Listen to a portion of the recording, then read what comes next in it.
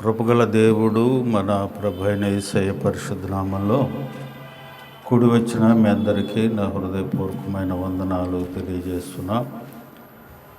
కొద్దిసేపు దేవుని మాటలు విందాం. పరిశుద్ధ గ్రంథము నుండి రోమాపత్రిక 4వ అధ్యాయము 16 నుంచి 18 వరకు చదువుకుందాం. రోమాపత్రిక 4వ అధ్యాయము 16 నుంచి 18 వరకు. ఈ హేతువు చేతను ఆ వాగ్దానమును యావత్ సంతతికి అనగా ధర్మశాస్త్రము గల వారికి మాత్రము కాక అబ్రహామునకున్నట్టి విశ్వాసము గల వారికి కూడా దృఢము కావాలనని కృపననుసరించిన దై ఉండునట్లుగా అది విశ్వాస మూలమదైనదాయను.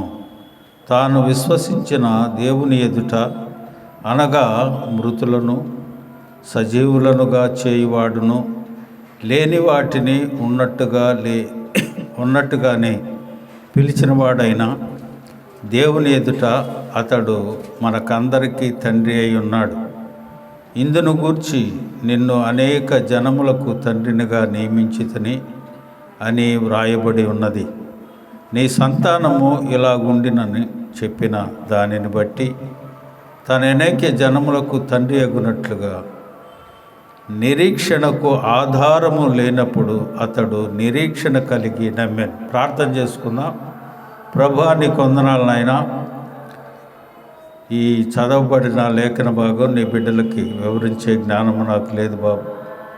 నీ సిలువ చాటు నన్ను మరుగుపరిచి నీ మాటలు మాకు వినిపించి వాటిని మా హృదయాల్లో భద్రపరుచుకొని నీ లేఖనానుసారంగా జీవించే కృప మాకు అనుగ్రహించి మహిమ పొందమని మా ప్రభు అయిన యేసయ్య పరిశుద్ధ నామంలో అడిగి వేడుకొనుచు ప్రార్థిస్తున్నాను మా పరమ తండ్రి, ఆమేన్. ప్రియమైన దేవుని బిడ్డలారా, చదవబడిన లేఖన భాగంలో అబ్రహాం గారిని గురించి వ్రాయబడింది. అబ్రహాం గారిని దేవుడు పిలిచాడు. ఆ పిలిచిన వారు ఎవరో, ఏ దేవుడో, ఎక్కడికి రమ్మంటున్నాడో, ఎక్కడికి వెళ్ళమంటున్నాడో ఆయనకి అప్పటికి తెలియదు. ఆయనకి దేవునికి సత్సంబంధం లేదు.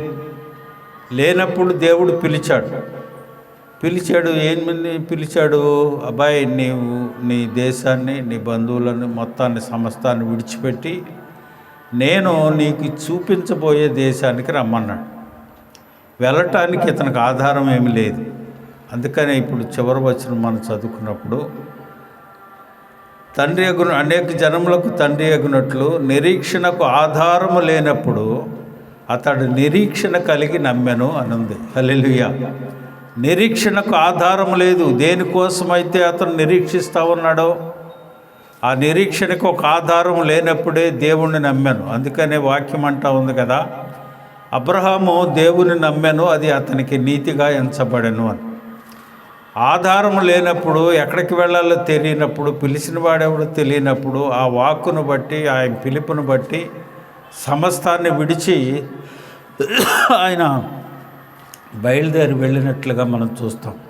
ప్రియమైన దేవుని బిడ్డలారా, దేవుని మీద ఆధారపడే ఆయన వెళ్ళాడు. ఒక ఆధారం అనేది అతనికి కనిపించినప్పుడే దేవుణ్ణి నమ్ముకొని ఆ ఆధారాన్ని బేస్ చేసుకొని ఆయన బయలుదేరి వెళ్ళిపోయాడు. ఈనాడు మనం ఎలాగోనా దేవుణ్ణి వెంబడిస్తూ ఉన్నాం, దేవుణ్ణి నమ్ముకుంటూ ఉన్నాం అంటే మనకు ఒక ఆధారం కావాలి. ఏంటి కావాలి? పక్కింట్లో ఏదన్నా కార్యక్రమం జరిగితే మనం కూడా దేవుణ్ణి నమ్ముకోవాలి. వాళ్ళకి దేవుడు ఆశీర్వదించినప్పుడు అది చూసి మనం కూడా దాన్ని ఆధారం చేసుకొని మనిషి వెంబడిస్తున్నాడు. కానీ దేవుణ్ణి ఆధారం చేసుకొని వెంబడించట్లేదు. అబ్రహాముని పిలిచినప్పుడు ఏ ఆధారం లేదు, ఎక్కడికి వెళ్ళాలో తెలియదు, అందరిని తీసుకొని బయలుదేరి వెళ్ళిపోతున్నాడు అంతే. ఆయన నిరీక్షణకు ఆధారం లేనప్పుడు నిరీక్షణ కలిగి దేవుని నమ్మాను అని దేవుని వాక్యం ఉంది. ప్రియమైన దేవుని బిడ్డలారా, నువ్వు దేవుణ్ణి నమ్ముకోవాలంటే దేవునినే ఆధారం చేసుకోవాలి, కానీ ఇతరపరమైన ఇహలోకపరమైన వాటి మీద ఆధారం చేసుకొని దేవుని నమ్ముకోకూడదు. చూడండి, ఒక గ్రామంలో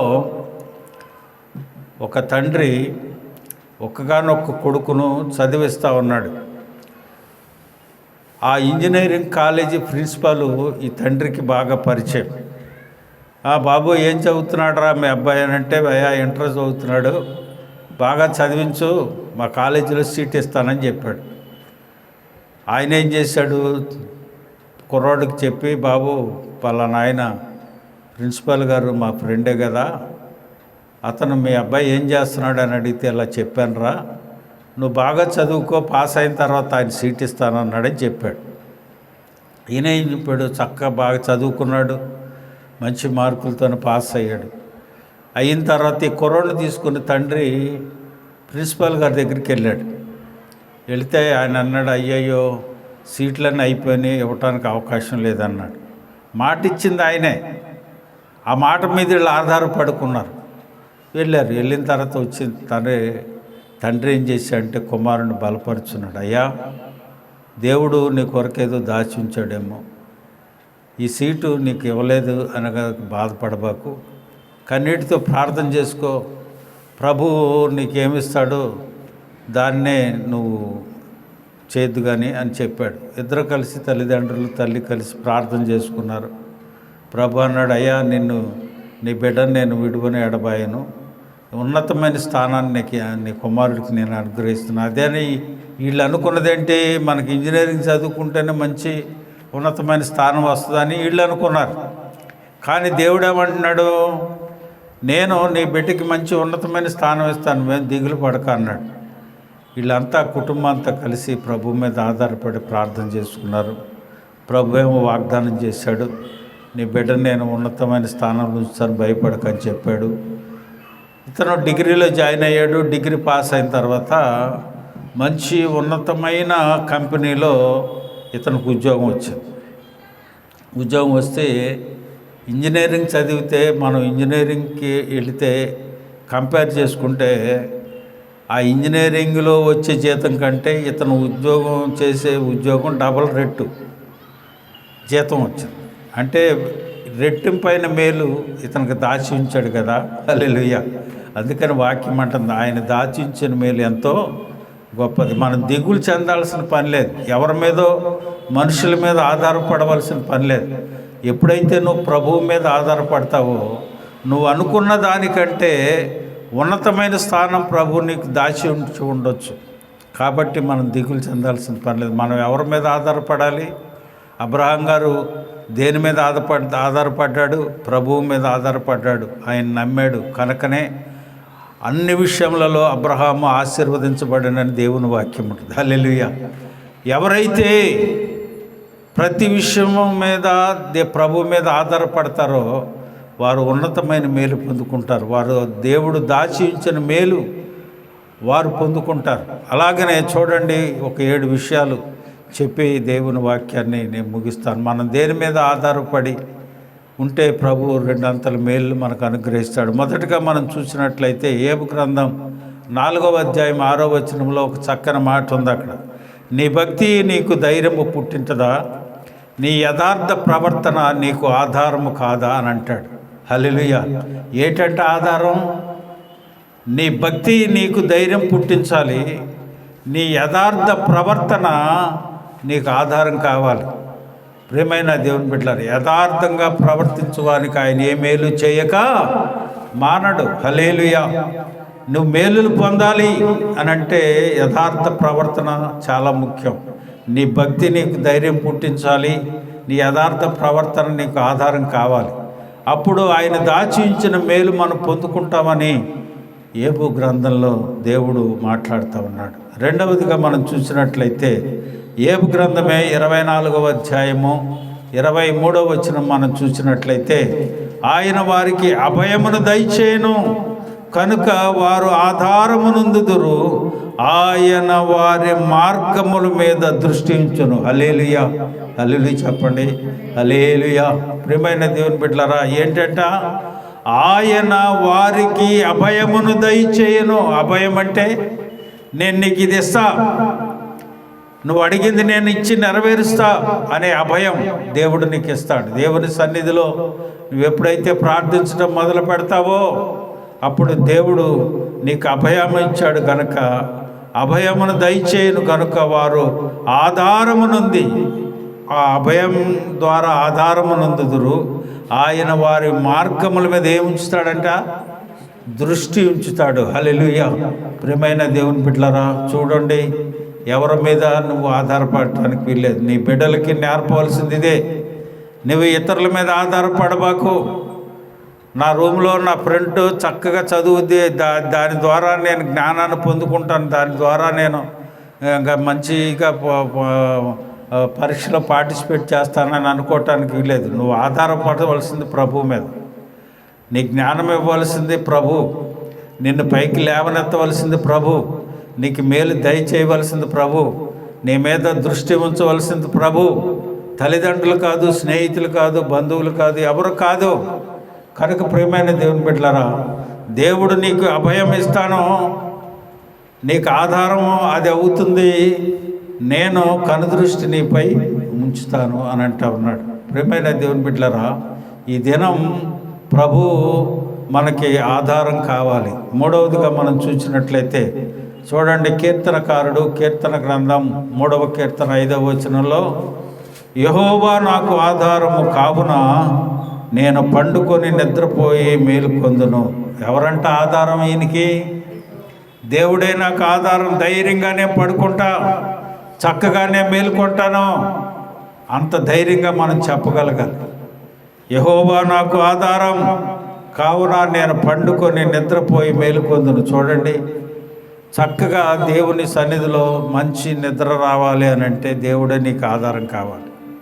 చూడండి, ఇదివరకు కాలాల్లో సాయంకాలం అయ్యేటప్పటికి మందు ఎలా దొరుకుద్ది, ఎక్కడ దొరుకుద్ది, ఎట్లాగా.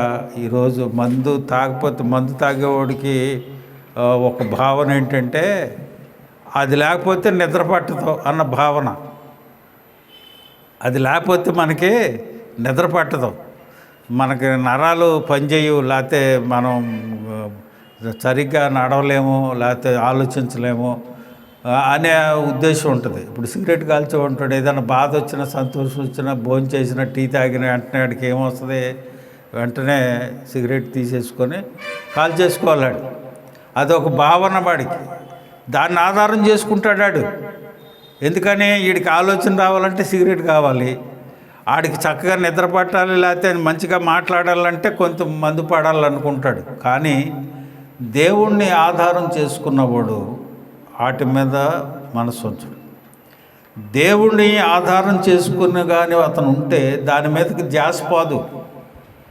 ఒక క్షణమే దేవుడే నన్ను పట్టుకున్నాడు అంతే. ఇంకా మందు లేదు, సిగరెట్లు లేవు.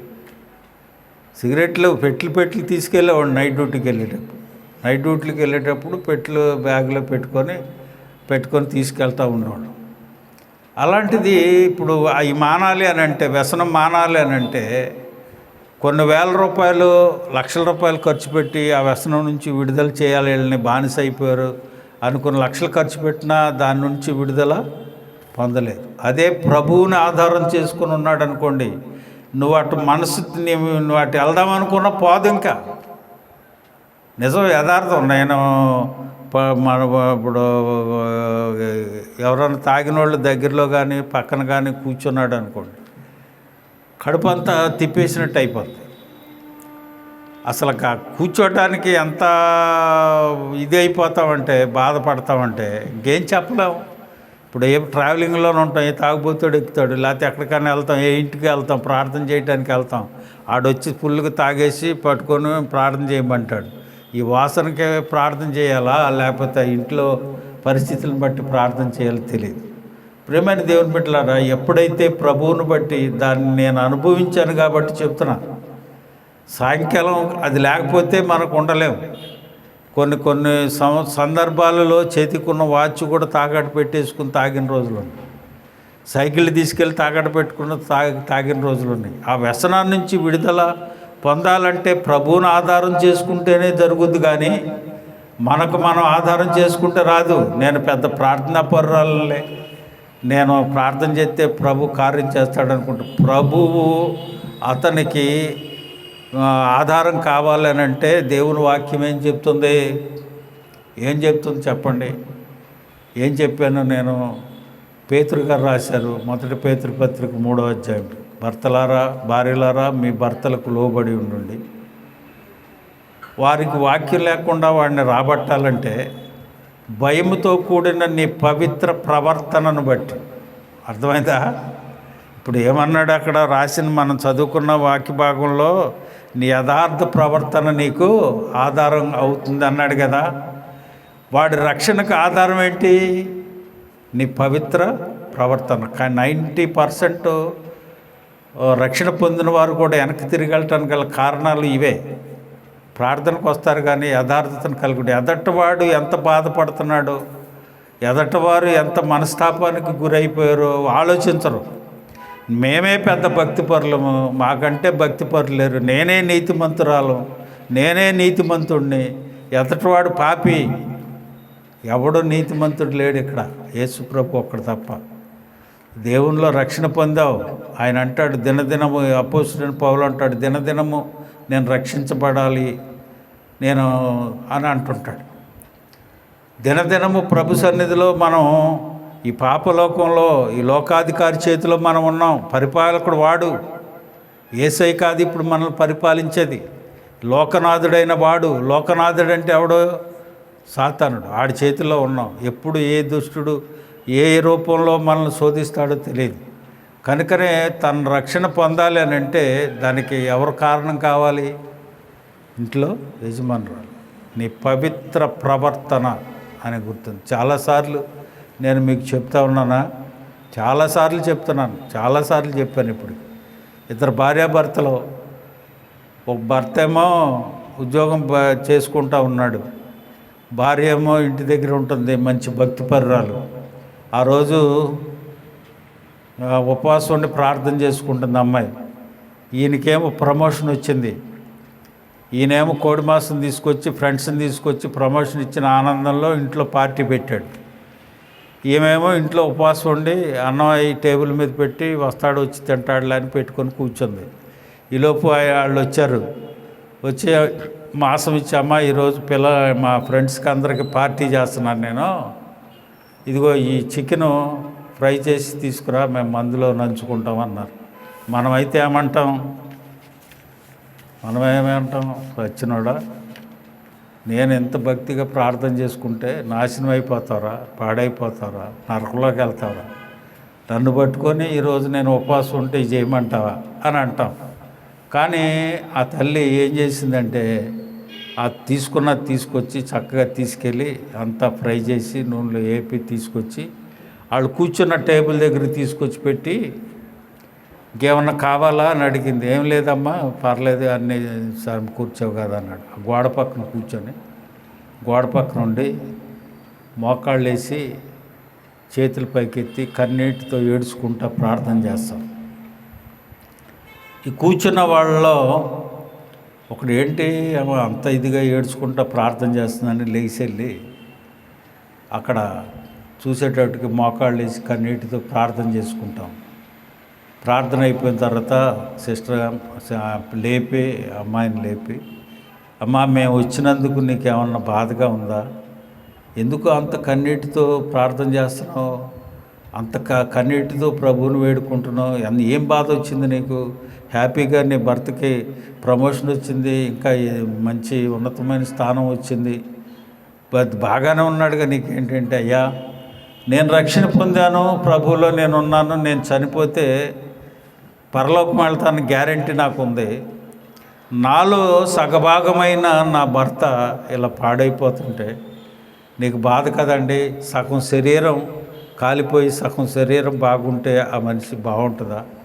ఇద్దరం ఏక శరీరం కదా, నేను ఆయన వేరు కాదు కదా, ఏక శరీరమై ఉన్నాం కదా. మరి అలాంటప్పుడు నాకు బాధ ఉండదా? నా భర్తని నేను నా వెంట తీసుకొని ప్రభు సన్నిధిలో పరలోక రాజ్యం వెళ్లకుండా నరకానికి ఎలా పంపిస్తాను? నా భర్త మరి వెళ్ళటం నాకు బాధ కదా లేదు అని అంటే, ఈయన కూడా చూసి గబగబా ఆ పార్టీ జరుగుతున్న దగ్గరికి వచ్చి తనతో అంటున్నాడు, అరే అంత మంచిగా దైవభక్తి కలిగిన భార్యను పెట్టుకొని ఏంటి ఇలాంటి పనులు? అయ్యా దయచేసి అందరు లెగండి మనం వెళ్ళిపోదాం అనండి అక్కడ నుంచిన విషయం జరిగినాయన్నీ వాళ్ళకి చెప్పేటప్పటికి వాళ్ళు అందరు సారీ చెప్పి వెళ్ళిపోతే తన భర్త లేచి వెంటనే వెళ్ళి ఆమె దగ్గరికి వెళ్ళి తన కాళ్ళు పట్టుకుని, అమ్మా ఐఎమ్ వెరీ సారీ, నేను ఇలా అంత ఇదిగా నేను బాధ పెడతాను అనుకోలేదు, ఇక నుంచి నేను ఇలాంటివి ఏం చేయనమ్మా. అదే ఆమె అలా చేయకుండా అతన్ని వ్యతిరేకించింది అనుకోండి, ఏంట్రా నువ్వు ఇంట్లోకి మంది తెచ్చి తాగుతున్నావు, ఏంట్రా ప్రతి చండాల పండు ఇంటికి తీసుకొస్తున్నావు అని అందనుకోండి, ఏం జరుగుద్ది అక్కడ? ఫ్రెండ్స్ ముందు ఇన్సల్ట్ చేసింది కాబట్టి గొడవ అవసరంతో కొడతాడు, తంతాడు, బయటకు వెళ్ళిపోమంటాడు.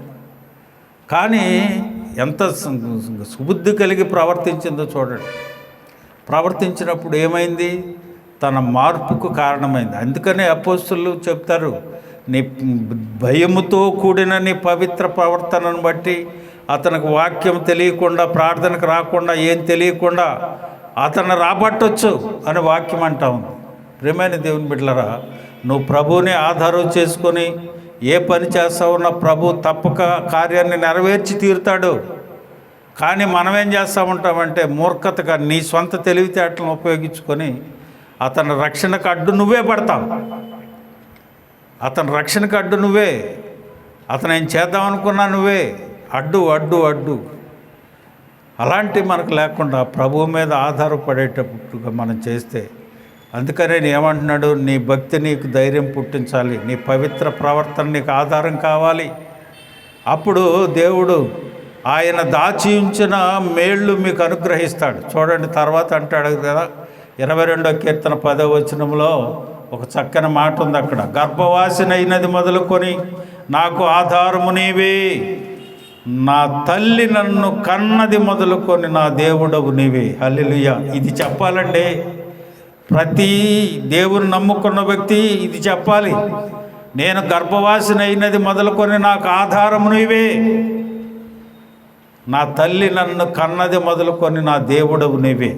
ఎవరైతే అలాగూ చెప్పగలుగుతారో, ఎవరైతే అలాగున అనగలుగుతారో, ప్రియమైన దేవుని బిడ్డలారా, దేవుని రక్షణను కొనసాగించేవారు, దేవుని మీద పూర్తిగా ఆధారపడి బతికిన దేవుని ఆశీర్వాదాలు మెండుగా మనకు కలుగుతాయి. తర్వాత అంటాడు సామెతల గ్రంథం 3వ అధ్యాయం 5వ వచనంలో, నీ స్వబుద్ధిని ఆధారము చేసుకొనక, నీ సొంత బుద్ధిని ఆధారం చేసుకోవద్దు, నీ పూర్ణ హృదయంతో ఏం చేయాలంట? యెహోవా యందు నమ్మిక ఉంచు. ఈనాడు క్రైస్తవులలో స్త్రీలు చేసేదంతా ఇదే. వారు స్వబుద్ధినే ఆధారం చేసుకుంటారు, వారు చేసేదే నిజం, వాళ్ళు నమ్ముకున్నదే నమ్మకం, ఎదటి వాడిని హీనంగా చూసే పరిస్థితి. స్వబుద్ధిని ఆధారం చేసుకోవద్దని దేవుని వాక్యం అంటా ఉంది. దేన్ని ఆధారం చేసుకొని నీ విశ్వాస జీవితాన్ని, నీ రక్షణను కొనసాగించగలుగుతున్నావో ఈ రాత్రి నువ్వు జ్ఞాపకం చేసుకోగలిగితే ఈ 2026 సంవత్సరంలో ఒక గొప్ప అద్భుతాలను నీ జీవితంలో చూడగలుగుతావు. హల్లెలూయా. ప్రియమైన దేవుని బిడ్డలారా, మన స్వబుద్ధిని ఆధారం చేసుకోకూడదు, యెహోవా యందు నమ్మిక ఉంచాలి. అప్పుడు దేవుడు అద్భుతాలు చేస్తాడు. 6వదిగా చూడండి, 62వ కీర్తన 7వ వచనం, నా రక్షణకు నా మహిమకు దేవుడే ఆధారం, నా బలమైన ఆశ్రయదుర్గము, నా ఆశ్రయము దేవుని యందే ఉన్నది. నా రక్షణకు నా మహిమకు దేవుడే ఆధారం. నీ రక్షణకు దేవుడే ఆధారం అవ్వాలి. చాలామంది చెప్తూ ఉంటారు చూడండి, చాలామంది అంటుంటారు, ఇదిగో నన్ను రక్షించింది ఆయనేనండి. ఎవడు రక్షించాడు? ఆ రక్షణకు ఆధారం నేను అని దేవుని వాక్యం అంటుంది. మనం ఏం చెప్తాం? ఆయన అంటాం, ఆమె అంటాం, ఈయన అంటాం. దేవుని కృపను బట్టి ఇదిగో దేవుడు సహోదరుని పంపించాడండి, నా ఆధారం దేవుడయ్యాడు, ఆమె ద్వారా దేవుని రక్షణలో కొనసాగించడానికి దేవుడు నాకు ఆధారం అయ్యాడు అని చెప్పగలగాలి. తర్వాత చూడండి, చివరిగా 1 కొరింథీ పత్రిక 2వ అధ్యాయం 4వ వచనం. 1 కొరింథీ 2:4, నీ విశ్వాసము మనుషుల జ్ఞానమును ఆధారము చేసుకొనక, దేన్ని ఆధారం చేసుకోవాలంట? దేవుని శక్తిని ఆధారము చేసుకొని ఉండవలెను. ప్రియమైన దేవుని బిడ్డలారా, నీ బుద్ధిని ఆధారం చేసుకోవద్దు, నీ జ్ఞానమును ఆధారం చేసుకోవద్దు, ఎదట మనుషుల జ్ఞానాన్ని కూడా నువ్వు ఆధారం చేసుకోవద్దు. నీవు ఆధారం చేసుకోవాల్సింది దేవుని శక్తిని. ఆ శక్తి దేవుడే. హల్లెలూయా. కనుక ప్రియమైన దేవుని బిడ్డలారా, ఈ రాత్రి దేవుడు స్పష్టంగా సూటిగా తేటగా మనతో మాట్లాడాడు. ఆధారం, నిరీక్షణకు ఆధారం లేనప్పుడు అబ్రహాము ఏ రీతిగా బయలుదేరి పాలు తేనెలు ప్రవహించే దేశాన్ని నీకు ఇస్తాను రమ్మని దేవుడు చెప్పగానే ఆయన మాటను నమ్మి బయలుదేరి వెళ్ళాడు. అదే రీతిగా నీవు కూడా దేవుని ఆధారం చేసుకుంటే అబ్రహాముని అన్ని విషయాల్లో ఆశీర్వదించిన దేవుడు నిన్ను, మనలను, మన సంఘాన్ని కూడా అన్ని విషయాల్లో ఆశీర్వదిస్తాడు. హల్లెలూయా. చూడండి, 7 విషయాలు చెప్పాను మీకు. చూడండి, మొట్టమొదటిగా ఏం చెప్పాను? నీ యథార్థ ప్రవర్తన, నీ భక్తి. యథార్థ ప్రవర్తన, దేవుని అభయం నీకు ఆధారం కావాలి. దేవుడే యెహోవా నీకు ఆధారం కావాలి. గర్భవాసినైనది మొదలుకొని నీవే నాకు ఆధారం అని చెప్పాడు. అలాగనే అయ్యా, నా గర్భంలో ఉండవాసినైనది మొదలుకొని నా ఆధారం నీవే అనాలి. అలాగనే యెహోవా యందు నమ్మిక ఉంచాలి. దేవుడే మనకు ఆధారం కావాలి. దేవుని శక్తిని మనం ఆధారం చేసుకుని ఉన్నట్లయితే ప్రభు తప్పక మనలను, మన కుటుంబాలను దీవించి ఆశీర్వదిస్తాడు. అట్టి కృప ప్రభు మనకు అనుగ్రహించునుగాక.